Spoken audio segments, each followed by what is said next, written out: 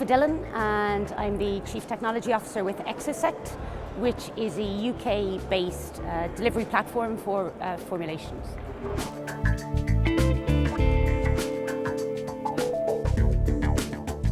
Enterostat is a unique delivery system, and it's a formulation technology that's based around waxes that are electrostatically charged. So with that formulation, what we're doing is, because the particles are electrostatically charged, you have greater adhesion to where you place the product. So we can use the Enterostat technology to either deliver chemistry or biology, and how we do that is around different formulations or different types of waxes. So for example, some of the waxes that we use would be natural waxes, but if you're applying a biological into GM soya in the States, then perhaps you don't need an organic wax. So in that situation, we would use a blend of synthetic waxes.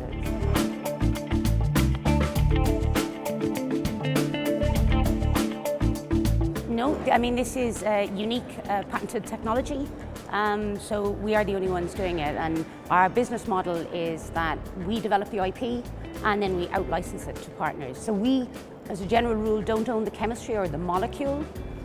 That's owned by our partners, and we formulate, and then they use that formulation by licensing our IP.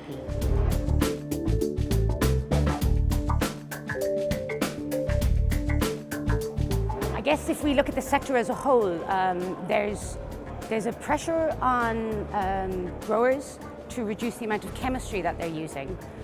And the flip side of that is to increase the amount of biologicals that they're using. And both of those sides of the divide have unique formulation challenges. So with conventional chemistries, the formulation challenge is really to continuously reduce the amount of chemistry that you're applying into the environment, and to make sure that that chemistry stays where you put it.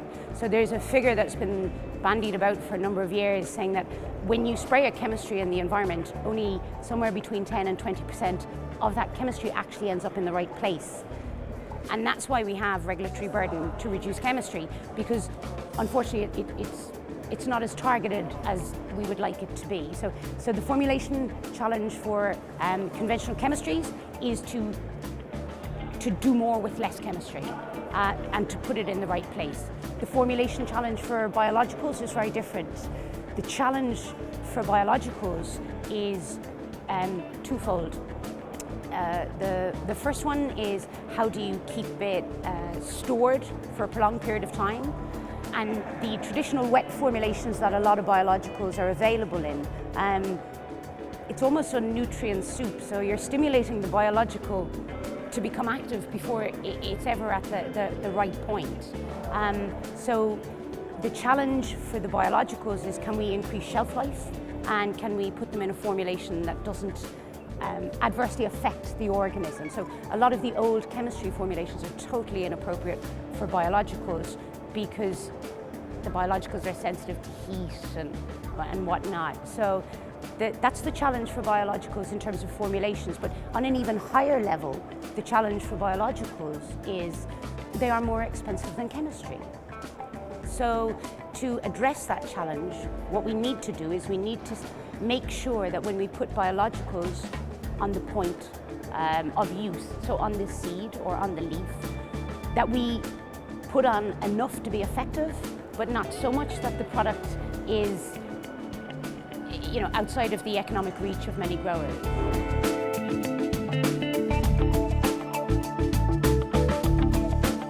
So from a technical perspective, that's how we're addressing it. We're addressing it by coming up with new formulations that allow for more targeted delivery. From a financial or a business model approach, how are we addressing the challenges? Well, we're addressing the challenge by reformulating existing chemistries in many cases to then extend the patent of those. So there was a talk earlier today by a member of Phillips McDougall. So they do fantastic market research, and I think they have a report due out in the next few weeks, so I'm going to quote from one of their slightly older ones. But in one of their older reports, they talked about the cost of bringing a chemistry to market. And back in 1999, the cost of bringing a chemistry to market was around about 140 million. And by, I think, 2008, that was up to 250. So it's $250 million to bring a molecule to market in terms of R&D and regulatory and whatnot. So if you've spent this vast amount of money trying to bring a molecule to market, as your patent starts to run out, then it's much more cost effective to reformulate it and extend the patent than it is to invest another $250 million in coming up with a new molecule. So that's, I think, how we help the end user.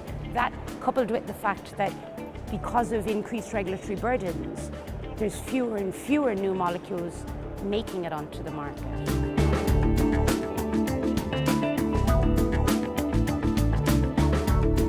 So the Beauveria bassiana isolate that we developed, we've developed it, and the principal use that we've applied for is to use it as a grain protectant.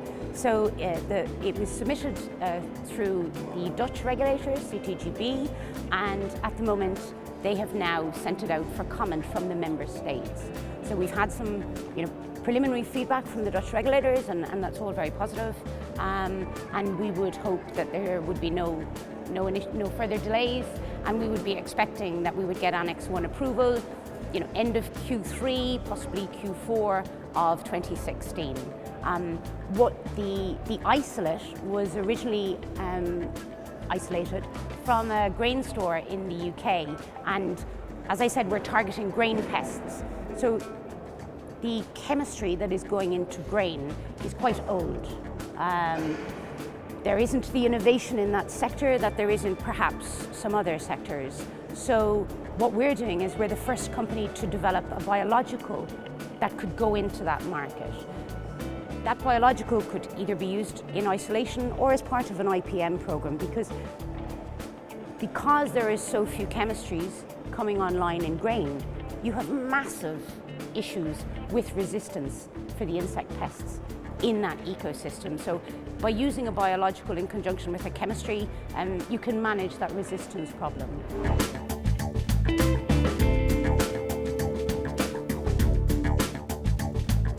Crops and Chemicals is a unique type of conference in that it's not just science, and I should never say just science, I'm a scientist, but it's not just science. It's a happy marriage between science but also market data, and which is very important. So in a company like Exosect, where we work with